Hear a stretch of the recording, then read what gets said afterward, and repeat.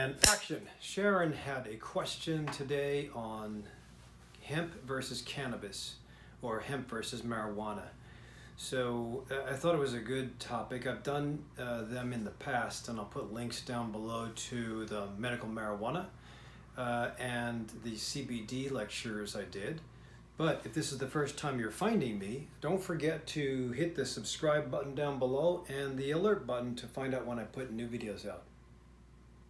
And by the way, this happens to be the lecture I'm giving, which we're going to talk about medical marijuana and hemp on Saturday. And I'll put a link down below for that.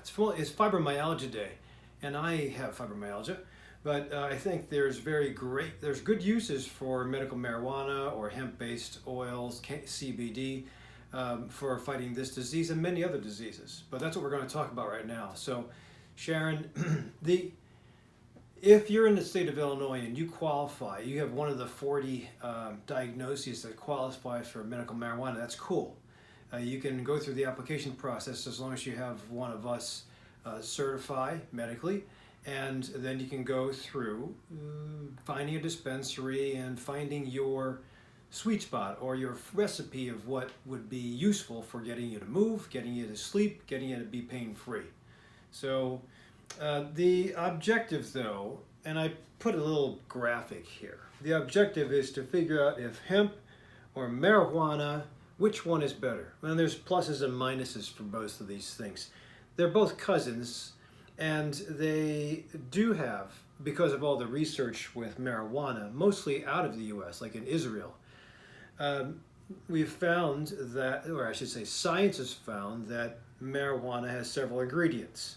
Some of the bioactive compounds in marijuana are very helpful for medical problems. Two of the most available or most studied have been CBD and THC.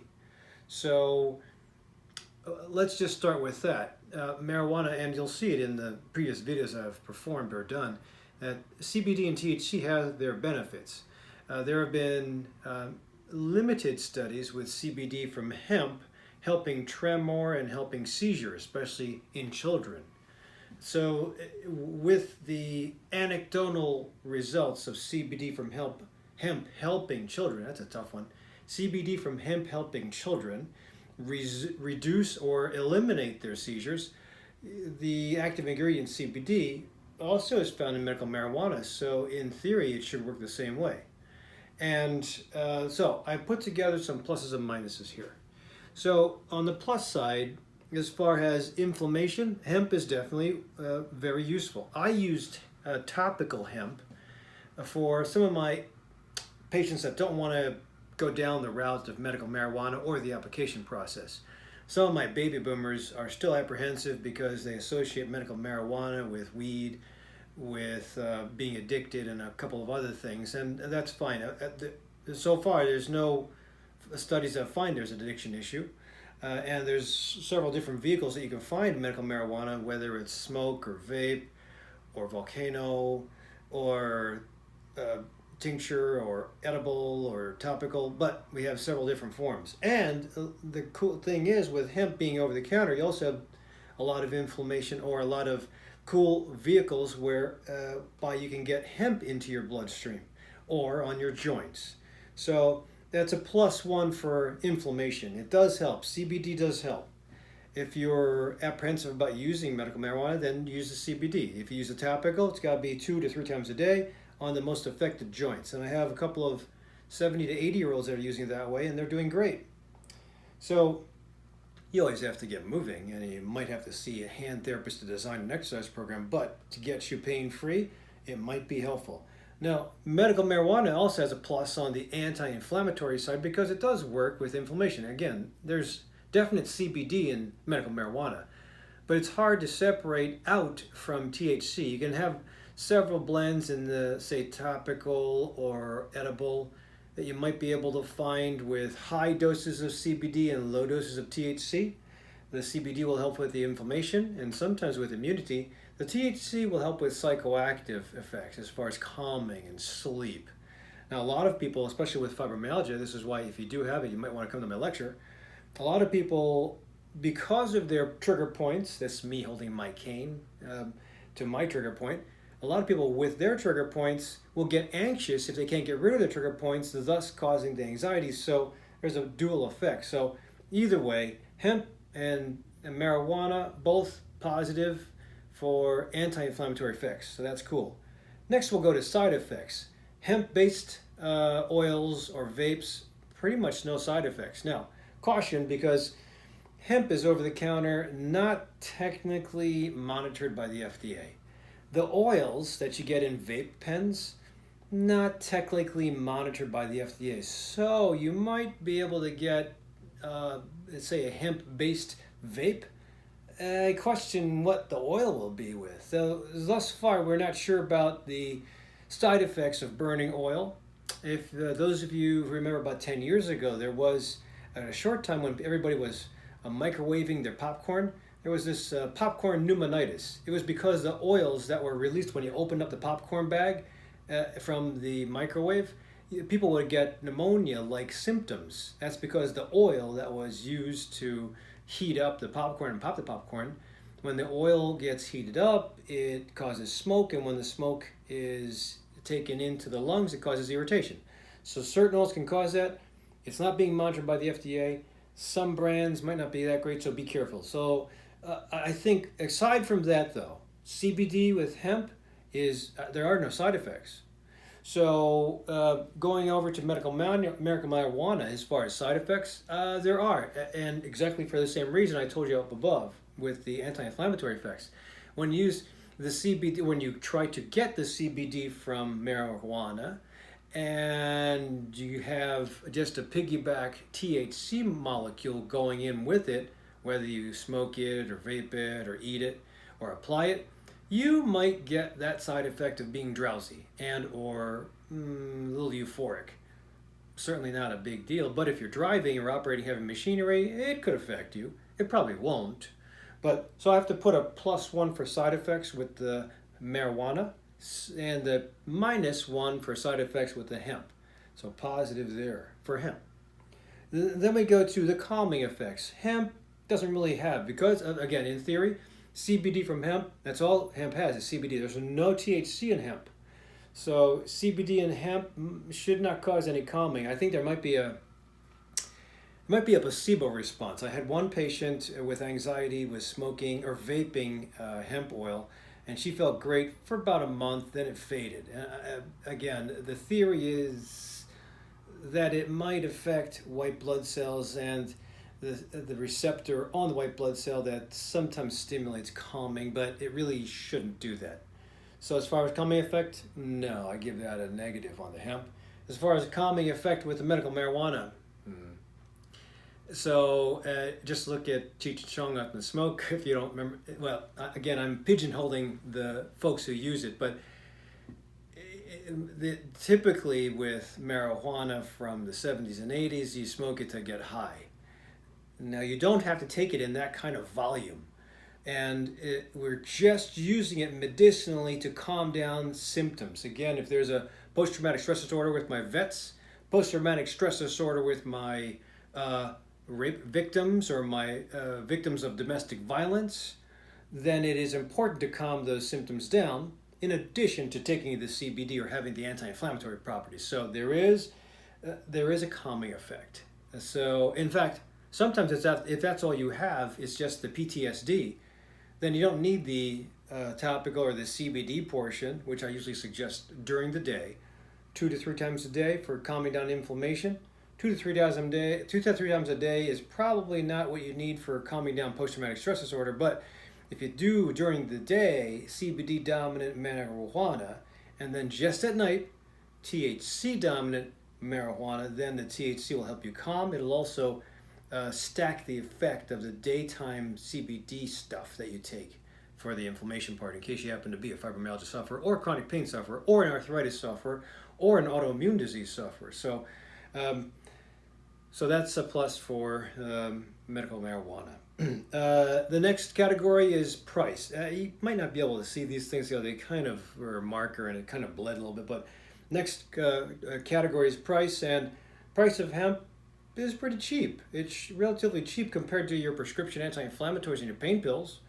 But I like to have it 2 to 3 times a day as far as application or ingestion or smoke. Remember, if you get it in through inhale, it usually gets up fast, but it also drops fast. I want something to last in your system. So price is a plus. It's cheap. Price for marijuana, I have heard that marijuana from the dispensaries, the legal marijuana in Illinois, is cheaper than buying it on the street. But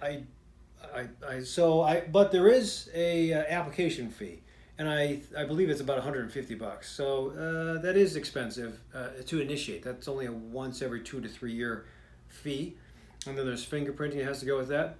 But then I believe that the first time a patient of mine went to a dispensary, she spent like $300, and I've learned since then, and we've tapered it off. But in fact, I have her leftover because she couldn't use her.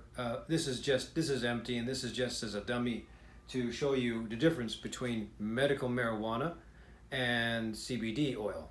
So CBD oil you can find at Wholesome Health Pharmacy, which is a compounding pharmacy in Hoffman Estates, or Entourage Clinical Services. They have a wider variety of hemp-based products in West Dundee. And it's nice because you can find different ways to apply it. This is dropper, but it tastes a little bit funny. It tastes very earthy, if you've ever tasted earth before. But 3 times a day is useful. You can also get topical. But again, if you find a good place that sells, like Entourage Clinical Services in West Dundee, you might be able to get a wider variety of ways to get it into the system that might be able to bypass your palate. As far as Mary's medicinals and this topical medical marijuana, I actually tried that in Colorado when I took a group hiking.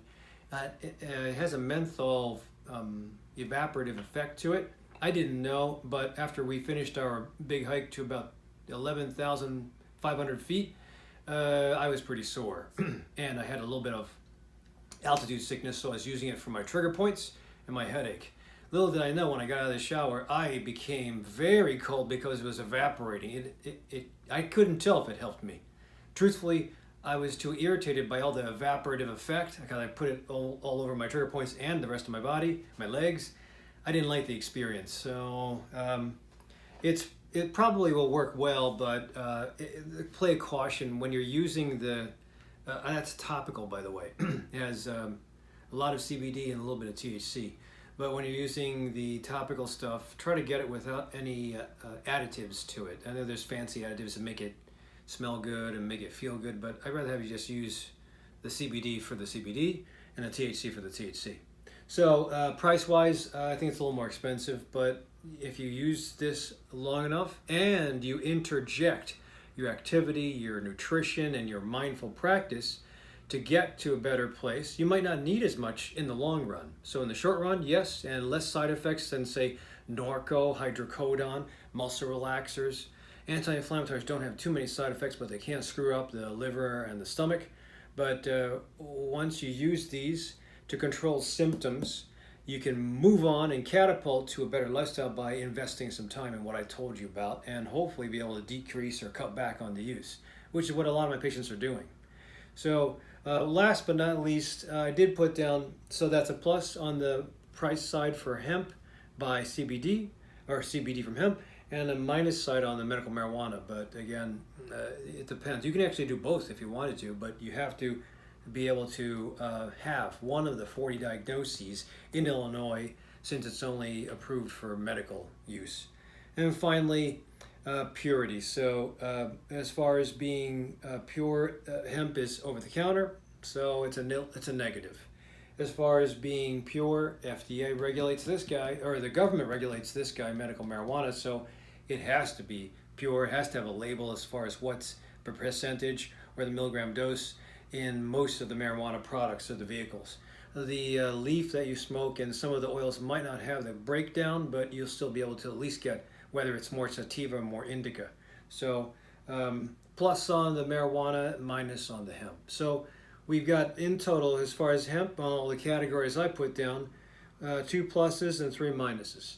As far as the medical marijuana, we have 4 pluses and 1 minus. So I think the medical marijuana wins, but you do have to apply for the, and if you just apply, if you're one of my patients and you apply, you really should be in contact with me through the advocate portal once you get your card so we can figure out what you should be buying first. One thing at a time. I've always said if you go to a dispensary with $300, you'll leave minus $300. I think if you pick one thing at a time and you experiment and you have patience, we'll be able to find. And usually I start with oral or edible first, twice a day, whatever form you want, but it's got to be twice a day, mostly CBD. You get a level up of that. Then you go for the THC rescue that you use at night every night, and you see what happens after that. And hopefully that'll be your recipe. If it doesn't work, then you start all over. You start with a different CBD dominant strain, and then you keep on until you notice effect or you don't notice any side effects, and that's what we have to do. And then we launch you into some kind of new lifestyle program with our coaches. Don't forget, if you are fibromyalgia, I'll put a link down below, and you suffer or you have questions, come to the lecture, and I'll try to post it online. I'm not sure if I'll be able to do a live stream, but it's been very useful. It's a 3rd annual, and it's going to be right down the street from my office. So, Sharon, good question. And for any of you out there with other questions, post them down below. I'll see if I can answer them, or I'll bring them to the live event and see if my panel of experts can also give you a couple answers.